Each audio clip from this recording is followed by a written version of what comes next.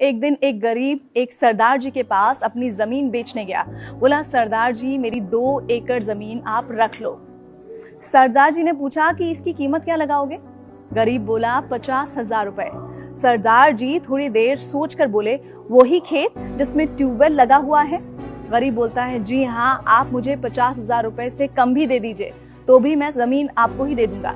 सरदार जी ने आंखें बंद की, 5 मिनट सोचकर बोले, नहीं, मैं उसकी कीमत 2 लाख रुपए दूंगा। गरीब बोला, पर मैं तो 50,000 मांग रहा हूँ, आप 2 लाख क्यों देना चाहते हैं? सरदार जी बोले, तुम जमीन क्यों बेच रहे हो? गरीब बोला, बेटी की शादी करनी है, इसीलिए मजबूरी में बेचना पड़ रहा है, पर आप 2 लाख क्यों दे रहे हैं? सरदार जी बोले, मुझे जमीन खरीदनी है, किसी की मजबूरी नहीं। अगर आपकी जमीन की कीमत मुझे मालूम है तो मुझे आपकी मजबूरी का फायदा नहीं उठाना। मेरा भगवान इससे कभी खुश नहीं होगा।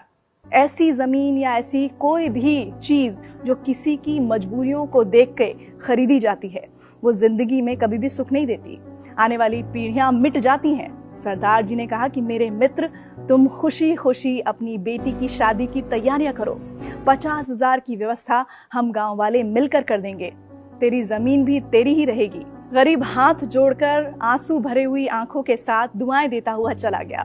इस कहानी से हमें क्या शिक्षा मिलती है? दरअसल इस दुनिया में बहुत से ऐसे लोग हैं जो किसी इंसान की मजबूरी का फायदा उठाते हैं। किसी की मजबूरी का फायदा उठाना गलत ही नहीं बल्कि नैतिकता के विरोध में भी है। अगर कोई इंसान परेशान है, मजबूर है, तो हमें उसकी मजबूरी का लाभ उठाने की बजाय उस इंसान की मदद करनी चाहिए। याद रखिए, बुरा वक्त किसी पर भी आ सकता है।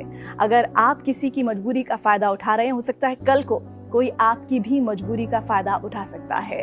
और देखिए, पूरा जो हिसाब किताब है आपके कर्मों का, वो होता तो यहीं पर ही है। आपको हमारी आज की कहानी कैसी लगी, जरूर बताइए।